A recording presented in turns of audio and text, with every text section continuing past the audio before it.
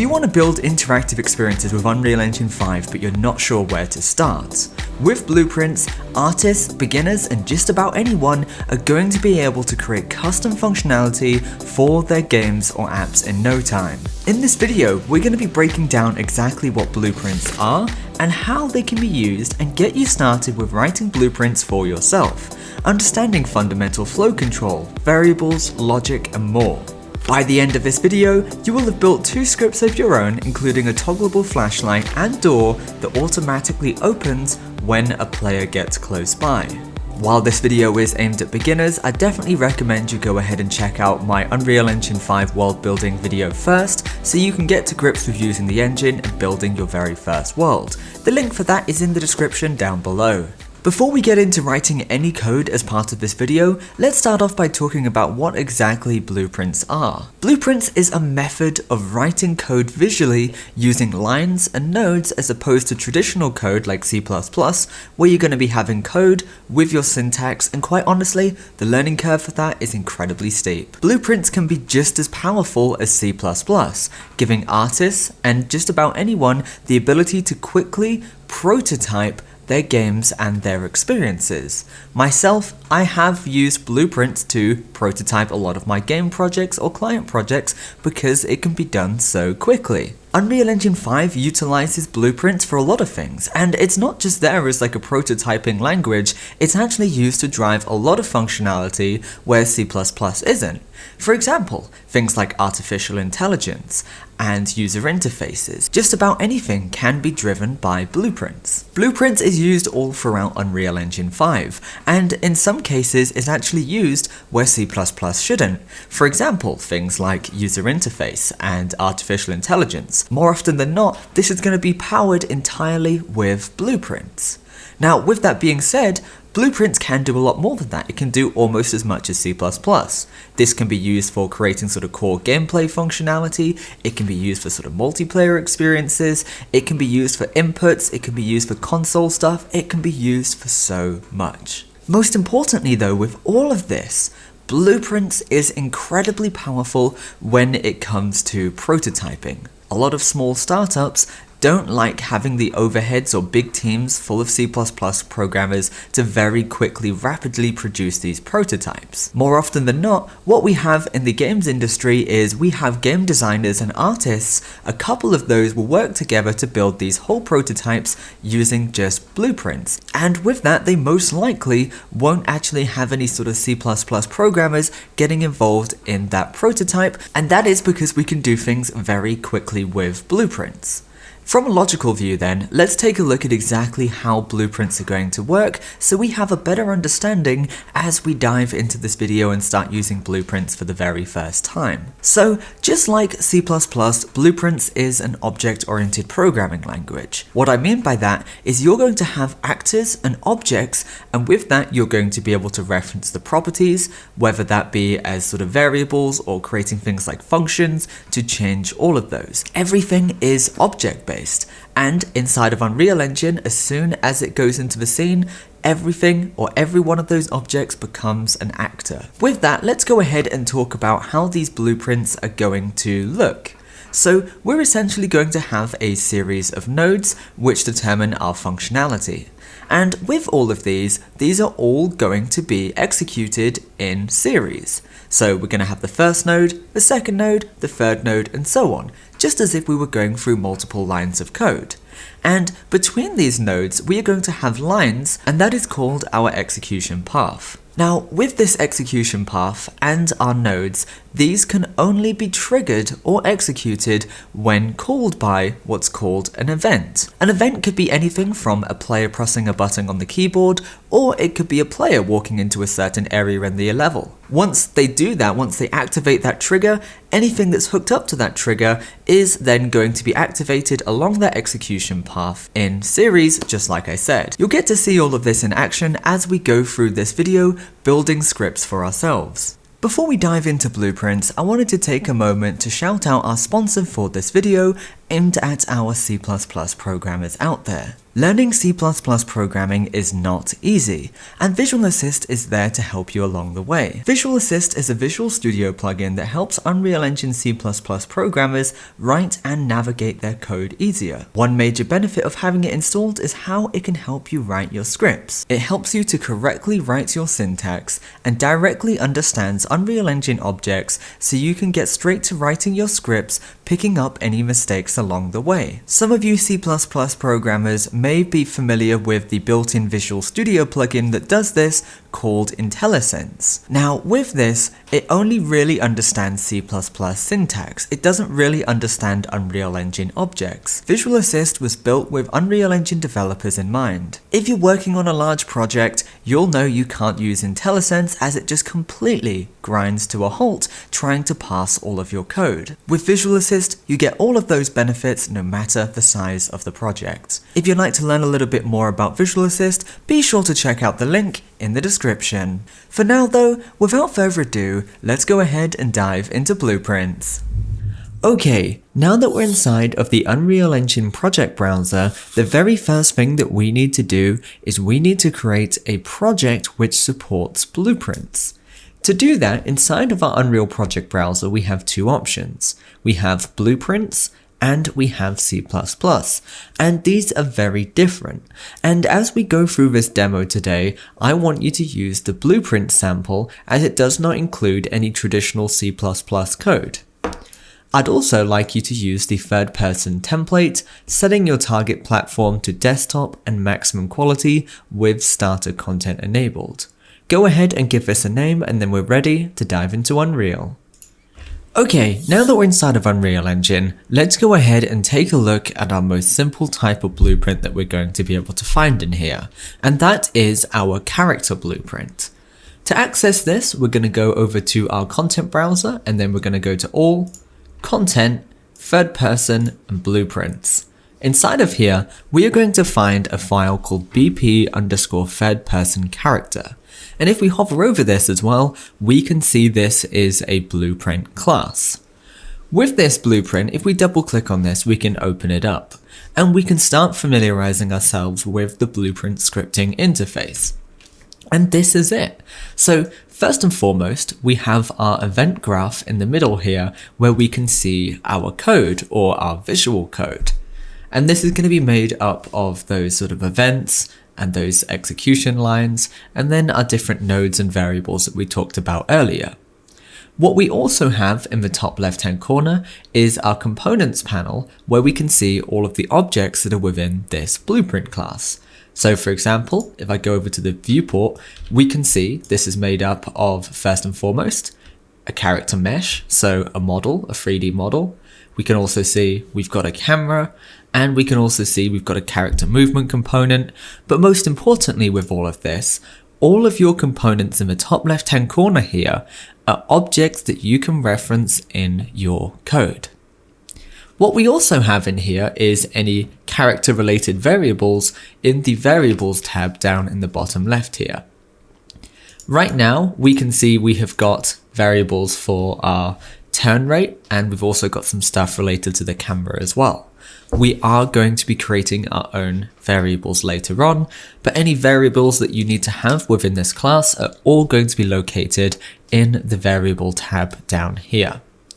What we also have is the details panel on the right hand side where we can see any of the details for a specific object or a specific component. So you can see here, if I select my character movement component here, I can see things like my gravity, my acceleration, my mass, my ground friction, all of the information relating to that movement. If I select something like my camera, I can then see all of the details for that camera. So that's how we can change the default properties of a component here. If we wanted to change the properties in real time during the game, that's where we're going to be setting all of that with a code. All of the stuff on the right hand side here is purely just your default values. With all of that being said, let's go ahead and move on to the next section. Okay, now that we know what a blueprint looks like, let's go ahead and take a look at some of the other different places that we can access blueprints. So we already know that we can access blueprints inside of our character blueprint, where we've got all of the components and pieces that make up the character. You can also have blueprints in the level, where essentially everything in your level is a component or an object that you can edit. To access this, we can do this by going up to the blueprints icon in the top left hand corner above the viewport, and then inside of here we can press open level blueprint. And this is going to take us to a very familiar editor, which is very similar to the one that we saw before. Inside of here we can again see we've got our main event graph. We can also see we've got our variables, and we can also see the details panel for this. Now, with this, the big key difference we're going to see here with our level blueprint is we cannot see all of the different components listed out. If you want to see that, you can see that as part of your world outliner in the top right hand corner of our Unreal Engine user interface. But essentially, if we wanted to get a reference to something, we'd simply select it in our world outliner or in our viewport, and then from there, we can then create a reference to it in our code. That is how this works. Now, a big thing when it comes to our level blueprints is any code that we put in our level blueprint is only going to work in that specific level. So you could not create your code for a lot of your mechanics in one level and then take all of that over to the next level. If you were to do that, you would instead need to put this in its own blueprint class, which we'll talk about in just a moment, or in the game mode or the character, just something that is going to persist from one level to the other. The level blueprint is 100% level specific. With that being said, let's go ahead and take a look at the last blueprint that we can do, which is a blueprint actor. Okay, we're now going to move on to taking a look at blueprint actors. These are standalone blueprint classes where the objects are contained within and can be placed in any level. And any of those objects contained within the specific blueprint class can be edited by that blueprint using blueprint code. To create a blueprint class, it's really straightforward. Right click and go to blueprint class. Then we're going to be creating a blueprint class of the type actor. If this was a character or something else, then you could use the character, because a blueprint character is also one of these classes in the sense that all of the components are held within. But we're just going to work with an empty template for now, so just actor. And we're going to give this the name test. And if we open this up, we then have our blueprint actor interface, and it's exactly the same as what we saw a moment ago with the character. In the sense we have the viewport, so we can see the physical representation of this blueprint. We've got the list of components in the top left hand corner. We've got the list of variables and the details for any selected objects in here. We can add components to these really straightforward. All we need to do is just go up to the add button in the top left hand corner, and then we can add components such as point lights. And then with the point light selected, we can simply go in and start changing the properties. Now, blueprint classes are going to work a little bit like prefabs in the sense that you can add multiple objects, lights, and things together and then reuse them throughout your level. For example, with this, I've just added a point light into here, and I could add another point light into that if I wanted to. And then in my viewport, I can move those along so we have a group of 2 point lights in a blueprint. I could then drag those into my scene, and we can see we can very quickly start getting these grouped assets with all those properties into our scene together, which is quite nice. Really straightforward and really easy to do. But most importantly, with these blueprint classes, we can reuse that same functionality over and over again, and we can put this into any level. So now that we know how blueprint classes work, we know how level blueprints work in the sense that we have levels and we have actors within that we can get a reference to. And we also know with characters, it's very much the same as the blueprint class, Just the difference is it's more character related stuff and the inputs. Let's take a look at how we can actually get started writing Blueprint code. Okay, let's move on to getting started with blueprints and writing it for ourselves.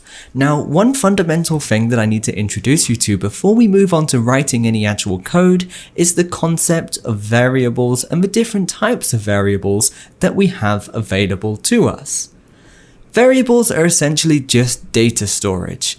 Variables are going to be things for like health, the number of coins the player has. All of this needs to be stored as data, and that is going to be a variable. Now, a variable can come in many different forms.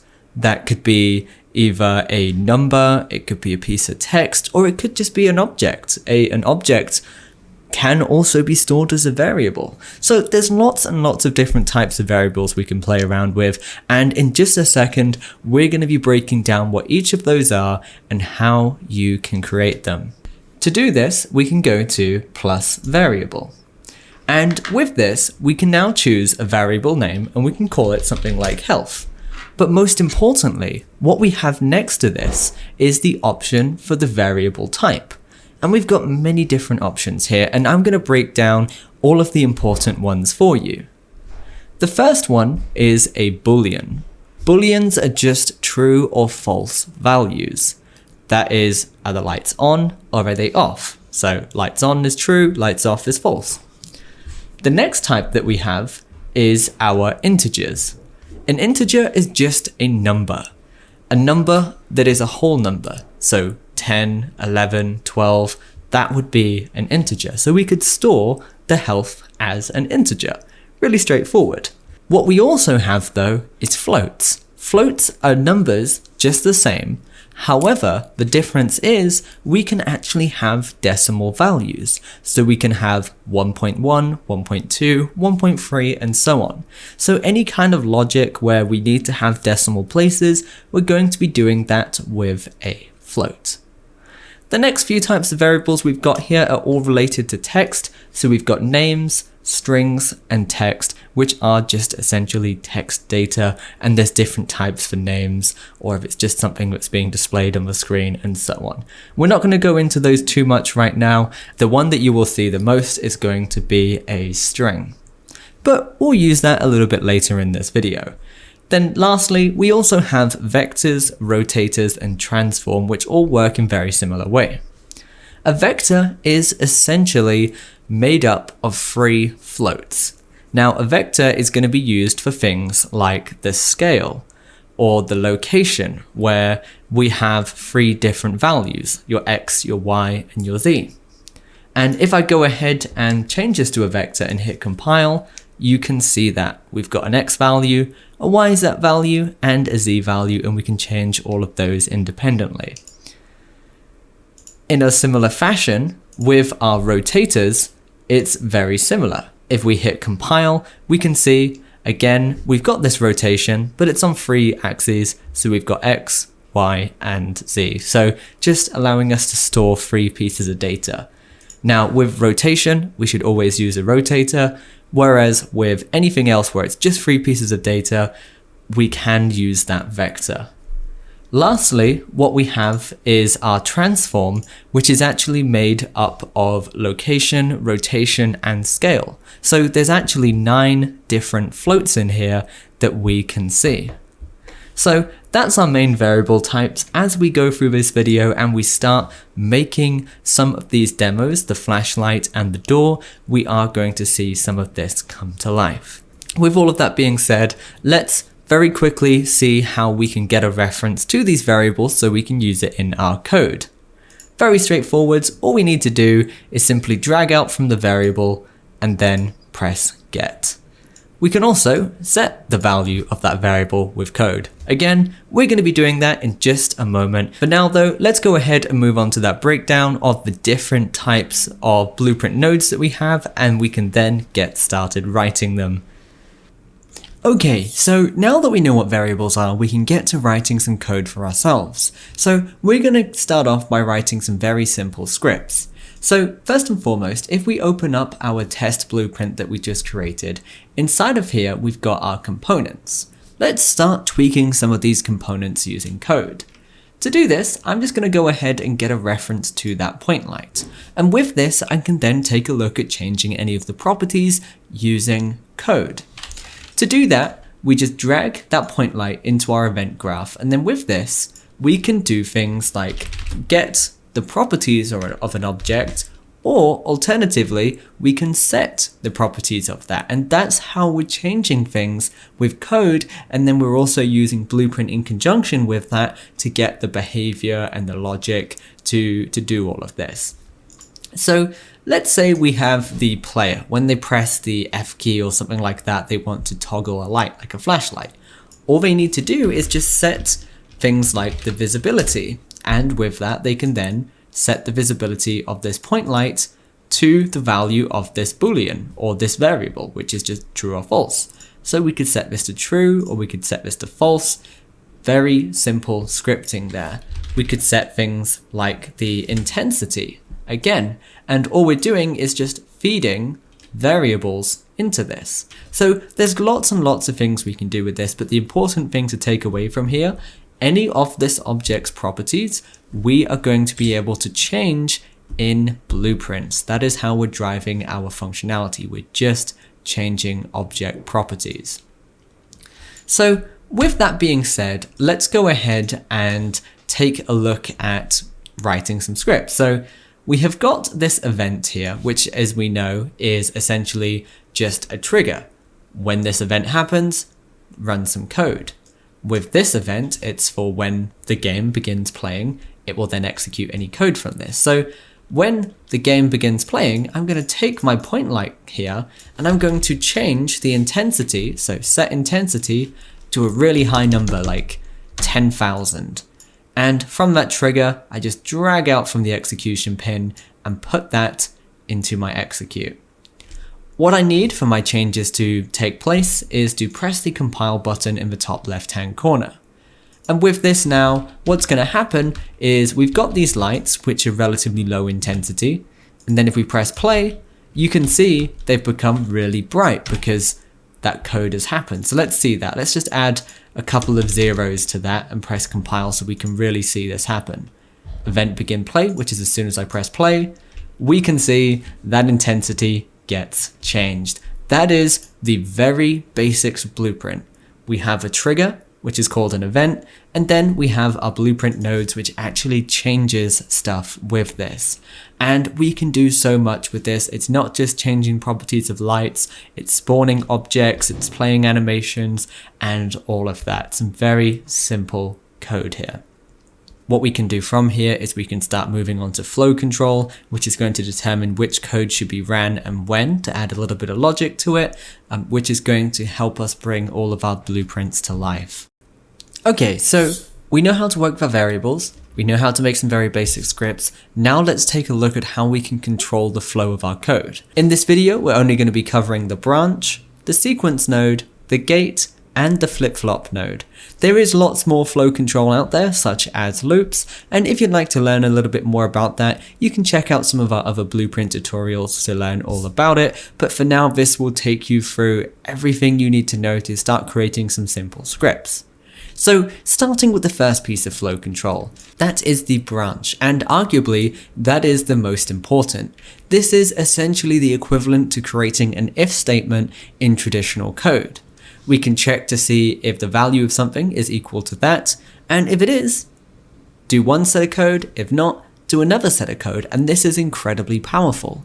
And these conditions can be any variable. For example, that could be check to see if the light visibility is true, or check to see if the player health is above a certain amount or below 0, and we can do different actions depending on that. So really, really powerful stuff. So let's go ahead and use the branch node. To create this, all we need to do is hold down B on the keyboard, or alternatively, we can just right click and search for branch, and you'll see that underneath flow control.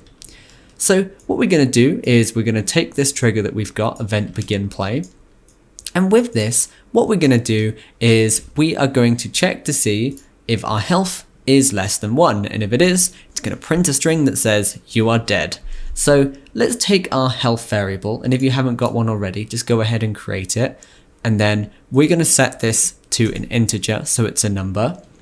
And then compile, so we can change this. And we're going to set the health to 100. So we're going to set up a very simple condition here, which is get a reference to health by dragging it. And then we're going to, from our condition, we're going to check to see if it's less than. And the way I did that is just use the less than symbol. We could do less than, or we could do greater than, or we could do equal. There's lots and lots of stuff that we can do in here. It's entirely up to you, but we're just going to check to see if it's less than or equal to 0. And if it is, we're just going to tell the player they're dead. So let's do that. So we are going to see if it is less than or equal. So add that in. And if our health is less than or equal to 0, what we're going to do on true, we are going to run a print string that says you are dead. And on false, we are going to run a print string that says you are alive. And then we're going to go ahead and hit compile. Minimize this, press play, and you can see there it said I am alive, and it said that because we know our health value here is 100. If we set this to 0 and then press compile, we can then see that it says we are dead. Now, if you had death animations and death particle effects, you could definitely play that using code, but this is a very simple demonstration of what the branch node can do. So really, really useful stuff. So now we know how to use the branch, let's go ahead and take a look at how we can use the sequence node. So right now, all of our code is going to get very messy when we start adding lots of stuff in here. If we want to make sure that our code runs in a certain order, we can use this sequence node. With this, it just has one execution pin. And from there, we have then 0, then 1, and if we wanted to, we can add points for then 2 and 3, and it's going to run all of the code from this in sequence. So rather than one big long line of code, we can have multiple lines here, which is a lot easier to read and understand. So I could tell it to print a string that says 1, and then on the next one, I could tell it to print a string that says 2, and then just do the same thing, and you're going to see if I do this for each of these and set this to 3 and then press compile, it is going to run those in order there. We can see that happen multiple times. That's because I've got multiple versions of this actor in the scene. So if I just go ahead and delete some of those, so it's just the 1, we can see it said 1 and then it said 2 and then it said 3. So really, really easy sequencing here with this node. The next node that we're going to take a look at is our flip-flop node. What this is going to do is very simple, and we're not going to do a demonstration for this, but it's essentially going to toggle or alternate between A and B outputs. So imagine you've got a flashlight and you want to be able to turn it on and then you want to be able to turn it off. What we can do with that is we can just have set visibility on the A and then set visibility off on the B, but all coming from that same button. It's just one button and you just want it to alternate. That is the flip-flop. Really straightforward, and we are going to be using this in just a moment as we go into the flashlight demo. The last node that I wanted us to take a look at is the gate node. With the gate, this is another really important piece of flow control. With this, it works just like a real gate. You can only go through it when the gate is open. If the gate's closed, you cannot. So with this, we have an execution pin that goes into enter, but then with this, it's going to start closed by default unless we tell it not to. And with this, if they exit that gate, it then runs the rest of the code. So what you could do here is if they've turned the flashlight on, or if they've got close enough to the door, we open the gate, and then again, when they press a button on their keyboard, they can press enter, and providing they're close enough, it then opens the door for them and they can return and go through that code. Again, I'm not going to go into a demonstration for this. We will get to use this as we learn blueprints. But with this, have a little experiment with some of the different code pieces that you have. But with that being said, what I want to do now is move on to 2 practical demos where we create some really quick and easy scripts. The first one being a flashlight, and the second one is a door that actually animates and opens. For this next piece, what we're going to do is we are going to create a very simple flashlight inside of our character blueprints so you can see how inputs work and how we can then start controlling actions within our game. To do this, go ahead and open up your third-person character blueprint. If you can't find this, it's located under Content, Third Person, Blueprints, and BP_third-person character. Now, let's start setting up our flashlight. The very first thing that we need to do is actually create a physical light within our components. To do this, go up to Add, and then we're going to be adding in a spotlight. And with this, we can now control the location of the spotlight. So I'm going to put it just in front of the hands here. And I'm also going to turn the intensity up to a slightly higher value. Now with this, if we go ahead and hit compile and hit play, when we start moving around our character, you can see that flashlight is actually there already. It's following the character, which is perfect. So all we need to do is set up the functionality to turn that light off and then turn that light on again. To do this, we're going to go into our light and we're going to make sure it turns off by default. So set the visibility under rendering to untrue with the spotlight selected. And then in our event graph, we can start working with inputs to activate different actions when the player presses a button. In this case, if they press the F key on the keyboard, it's going to turn that light on or off.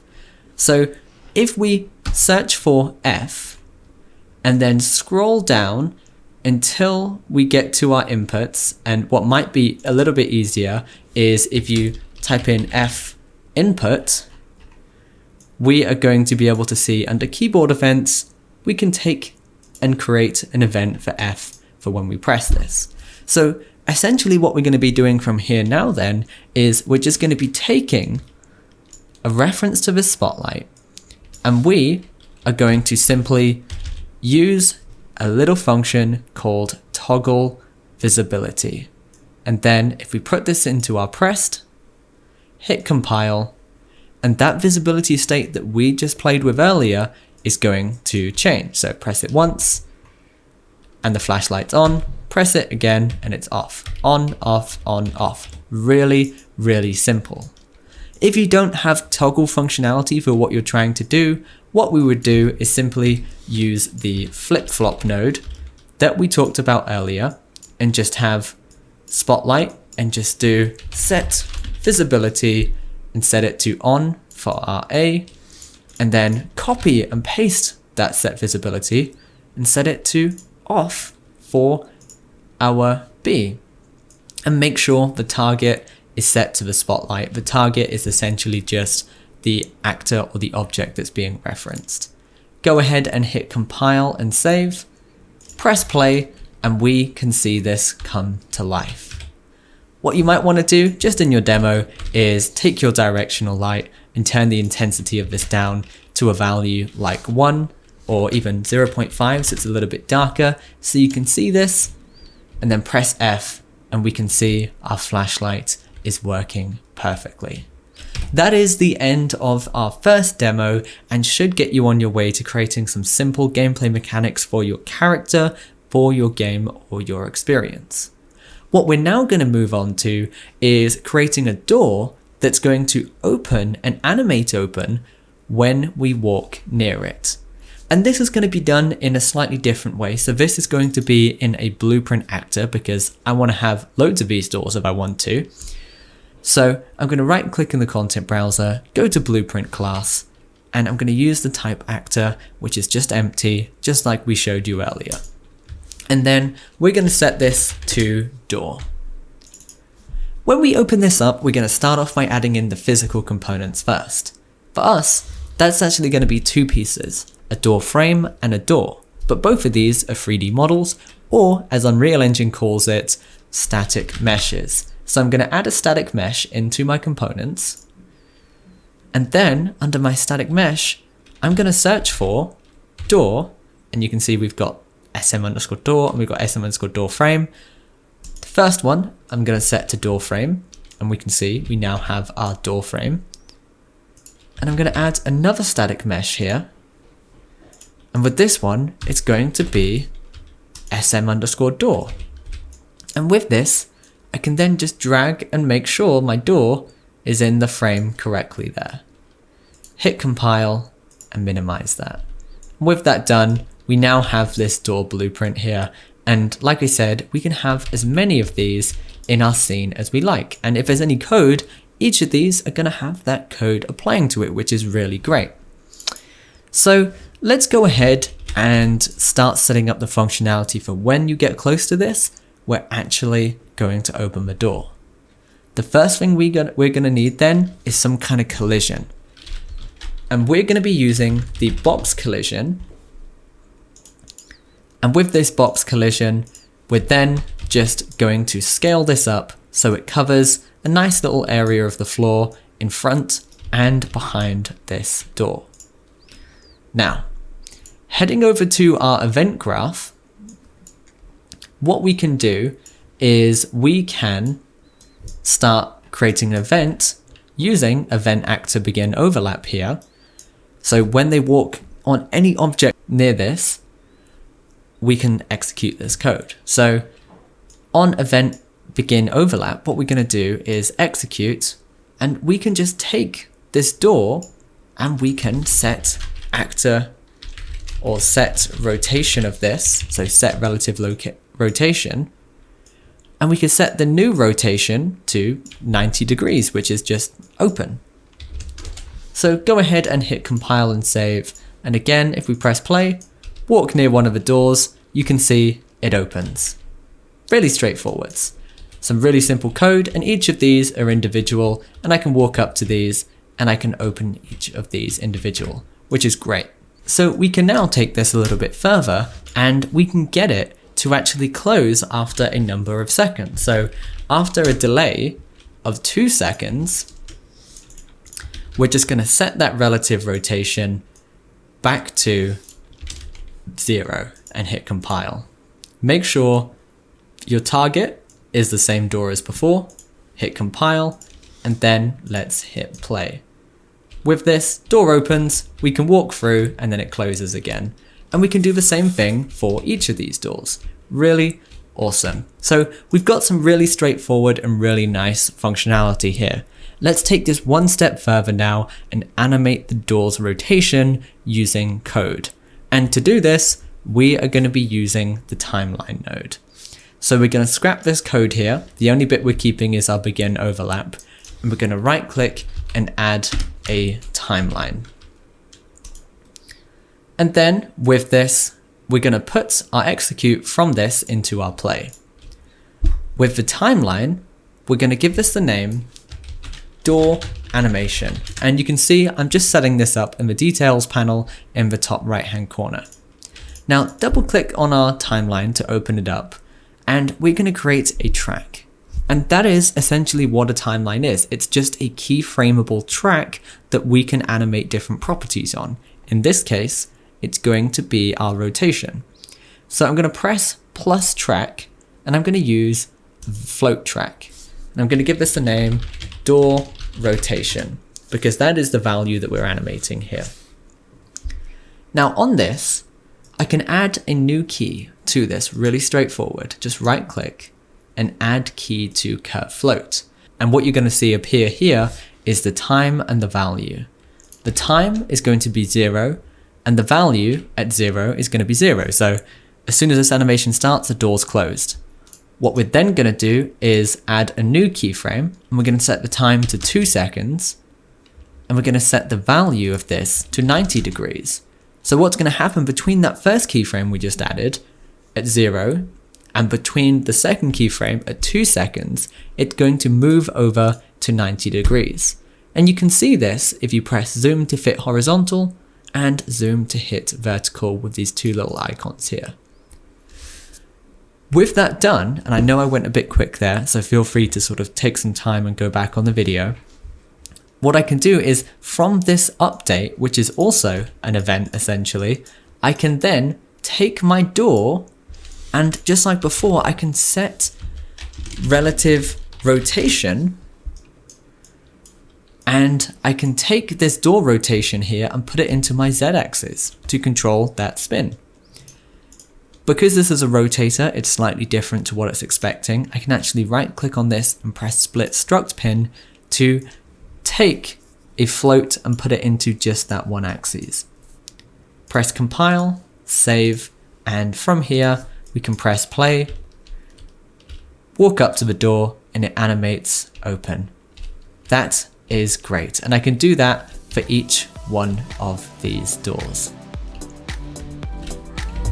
I hope you have enjoyed this introduction to Blueprints. You should be at a point where you're comfortable understanding the flow and the logic of Blueprints and are able to research additional nodes and functionality to bring your game and your experiences to life. If you'd like to know a little bit more about Unreal Engine 5, be sure to subscribe for your weekly dose of Unreal Engine training over on this channel. If you have any burning Unreal Engine 5 blueprint questions, be sure to go ahead and check out our community Discord server with thousands of like-minded Unreal Engine users just like yourself. We're going to be releasing an in-depth 7-day course where we're going to be going into detail how you can use blueprints to create the functionality for your game.